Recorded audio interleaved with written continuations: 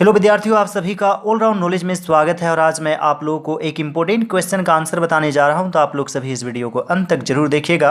और यदि आप लोग मेरे चैनल पर नए हैं तो मेरे चैनल को जरूर सब्सक्राइब कर लीजिए। मैं आपको एक एक चीज़ बताऊंगा और इस तरह से समझाऊंगा कि आप जीवन भर नहीं भूलेंगे।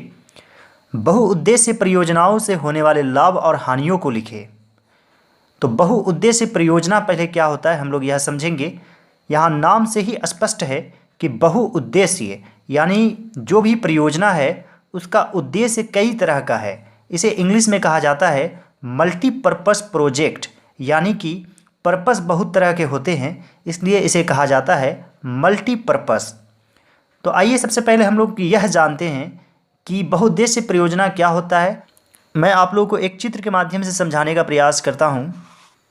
विद्यार्थियों, बहुउद्देश्य परियोजना और कुछ नहीं होता है बल्कि एक बहुत बड़ा बांध होता है। और यह किस तरह से कार्य करता है हम लोग एक चित्र के माध्यम से समझने का प्रयास करेंगे। मान लीजिए कि कोई नदी है, इस तरह से आगे की तरफ बह रही है।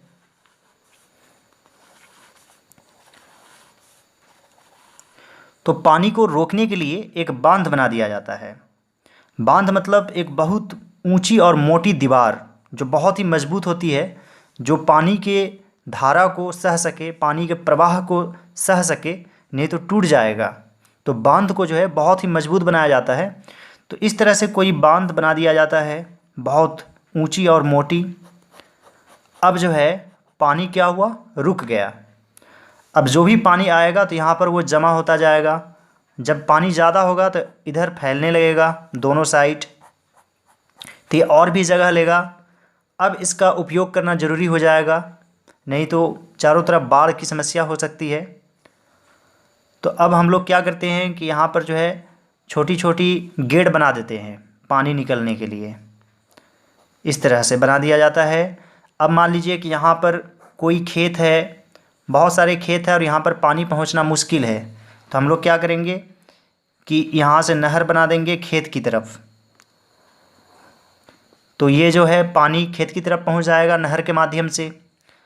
अब मान लीजिए यहाँ पर एक विद्युत टरबाइन लगा देते हैं, जनरेटर लगा देते हैं। चूँकि यहाँ पर प्रेशर बहुत ज़्यादा है, पानी बहुत ही भरा हुआ है। यदि आपका पानी का टैंक भरा हुआ रहता है तो नल में पानी बहुत तेज़ गति से आता है। उसी प्रकार यहाँ पर पानी बिल्कुल भरा हुआ है तो प्रेशर बहुत ज़्यादा होगा। तो इस छोटे से गेट से पानी निकलेगा तो बहुत ही तेज़ गति से निकलेगा, जो कि विद्युत जनरेटर को घुमा सकता है, उसके टरबाइन को घुमा देगा और इससे जो है कई मेगावाट बिजली पैदा हो सकता है। तो इससे बिजली पैदा करने का काम हो जाएगा, फिर वो पानी आगे कहीं यूज हो जाएगा। इसके अलावा मान लीजिए यहाँ पर बहुत फैक्ट्रीज है, कल कारखाने लगे हुए हैं, तो यहाँ से हम लोग एक और गेट से पानी को पहुँचा सकते हैं। और मान लीजिए यहाँ पर पानी पहले से जमा है तो यहाँ पर बहुत मछली पालन हो सकता है और यहाँ पर जो है नौका रेस वगैरह खेल भी हो सकता है, मनोरंजन भी हो सकता है, क्योंकि पानी तो हमेशा यहाँ पर रहेगा और पानी का उपयोग यानी कि धीरे धीरे होता है। तो इस तरह से जो है बहुउद्देश्य परियोजनाओं के कई लाभ है। तो अब हम लोग जो है इसे लिख कर इसका आंसर जानेंगे, क्योंकि एग्ज़ाम में तो लिखना पड़ेगा। तो सबसे पहले हम लोग बहुउद्देश्य परियोजनाओं के लाभ के बारे में जानेंगे। बहुउद्देश्य परियोजनाओं के द्वारा सिंचाई की सुविधाएं बढ़ी है। बांधों के माध्यम से नहरों द्वारा खेतों तक जल पहुंचाना आसान हो गया है, जिससे लाखों क्विंटल अनाज की पैदावार होने लगी है। इन बड़े बांधों ने बाढ़ों के वेग को रोकने और लोगों को बर्बादी से बचाने में विशेष योगदान दिया है। इन बांधों के द्वारा संचित किए गए जल का प्रयोग कल कारखानों में होता है। जल के निकास मार्ग में विद्युत टरबाइन लगाकर बड़ी मात्रा में बिजली भी उत्पन्न की जाती है। बांधों के द्वारा जल को रोक दिया जाता है, जिससे जल की मात्रा बढ़ जाती है और मछली पालन के लिए हमेशा जल उपलब्ध रहता है।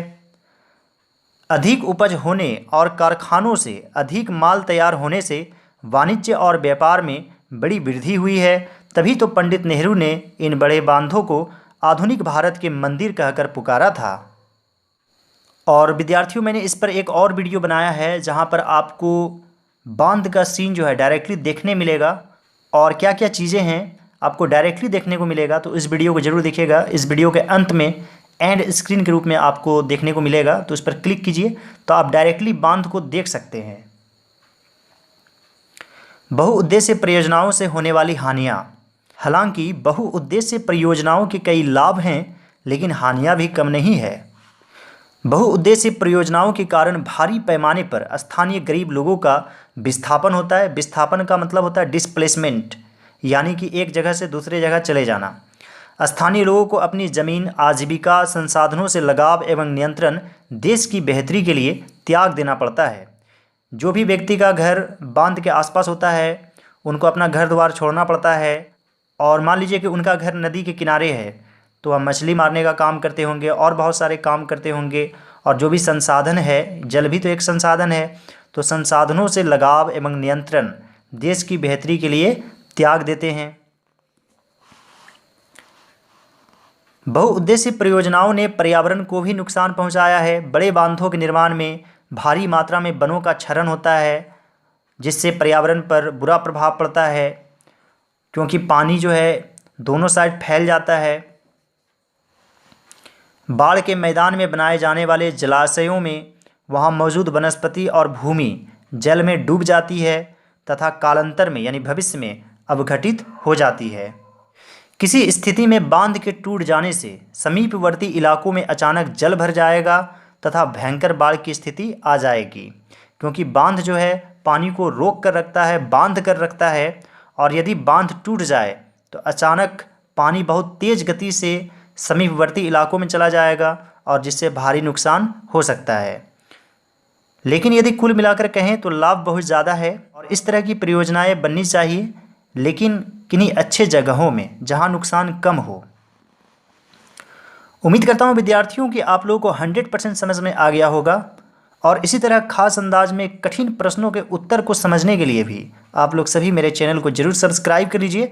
और यदि आप क्लास 9th और 10th के स्टूडेंट हैं तो आप लोग सभी क्लास 9th और 10th के प्लेलिस्ट में जाइए। वहाँ पर आप लोगों के लिए बहुत सारे इंपॉर्टेंट क्वेश्चन आंसर्स है और आप लोगों के लिए सोशल साइंस का भी प्लेलिस्ट बना हुआ है। यदि आप इंग्लिश मीडियम के हैं तो इंग्लिश मीडियम के लिए भी एक प्लेलिस्ट है, और यदि आप हिंदी मीडियम से हैं तो हिंदी मीडियम के लिए भी एक प्लेलिस्ट है।